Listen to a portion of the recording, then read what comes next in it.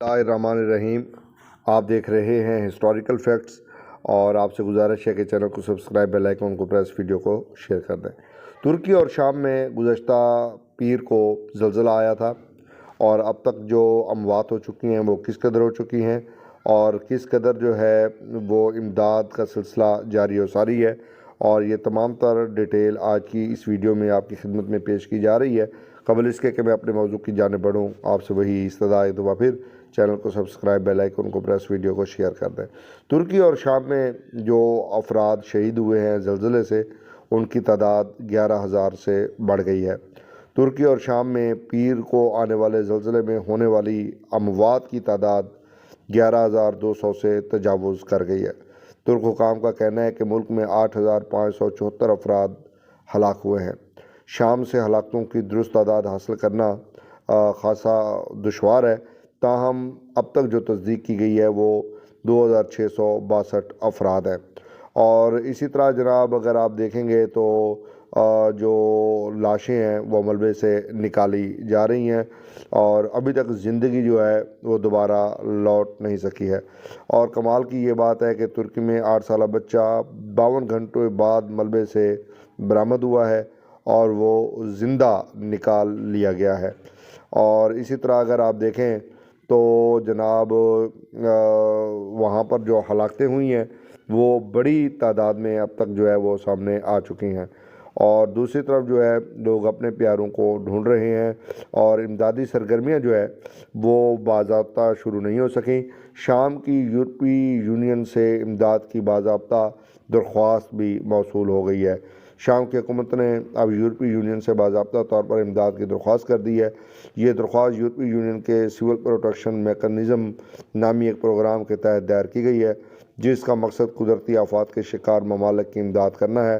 ترک نے پہلے ہی یہ درخواست کر دی تھی، مگر اب اس نے بھی کمبلوں، خیموں اور ہیٹرز کے لیے مزید درخواست کی ہے۔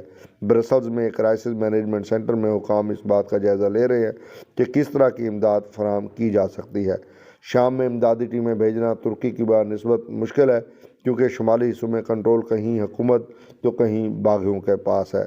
گزشتہ روز یورپی یونین نے کہا تھا کہ وہ پہلے ہی موجود امدادی نیٹ ورک کے ذریعے شام میں امداد پہنچانے کی کوشش کر رہے تھے۔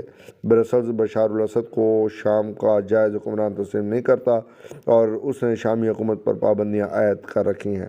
دمشق اور برسلز کے درمیان بہت کم رابطہ کاری ہے۔ یورپی کمیشن کی ایک ترجمان نے کہا ہے کہ ٹیموں کو شامی حکام کی حمایت حاصل ہونی چاہیے، ورنہ ایک مؤثر اور محفوظ انداز میں امداد فراہم کرنا ناممکن ہو جائے گا۔ یہ جو زلزلہ آیا ہے شام کی سرحد کے قریب واقع ترکی کے جنوب مشرقی علاقے غازی انتیپ میں پیر کی صبح 7.8 کی شدت کے زلزلے سے ہزاروں ہلاکتیں ہو چکی ہیں۔ جنوبی ترکی اور شمالی شام میں امدادی کارروائیاں جاری ہیں، اور ہلاکتوں کی تعداد جو ہے وہ 11,000 سے بھی بڑھ گئی ہے۔ عالمی ادارہ صحت نے خبردار کیا ہے کہ متاثرین کی تعداد 23 ملین یا اس سے بھی کہیں زیادہ ہو سکتی ہے۔ زلزلے کے زوردار جھٹکوں سے کم از کم 10 ترک شہر اور 5 سے زیادہ شامی شہروں میں تباہی ہوئی ہے، اور اسی طرح اب تک جو امداد میں تاخیر کی شکایات بھی متاثرین کر رہے ہیں۔ اور ترکی اور شام میں پیر کی صبح آنے والے زلزلے کے بعد متاثرہ علاقوں میں امدادی کارروائیاں تو جاری ہیں، لیکن امدادی کارروائیاں جو ہے وہ تاخیر کا شکار ہو رہی ہیں۔ عالمی ادارہ صحت نے خبردار کیا ہے کہ متاثرین کی تعداد 2,30,00,000 سے بھی زیادہ ہو سکتی ہے، اور یقیناً یہ بات جو ہے وہ بہت زیادہ پریشان کن ہے۔ اور اگر ہم جائزہ لیں تو یوکرائن سے 90 امدادی کارکنوں پر مبنی ٹیم ترکی روانہ کر دی گئی ہے، اور اسی طرح دیگر مسلمان ممالک بھی جو ہے وہ بھی امداد بھیج رہے ہیں۔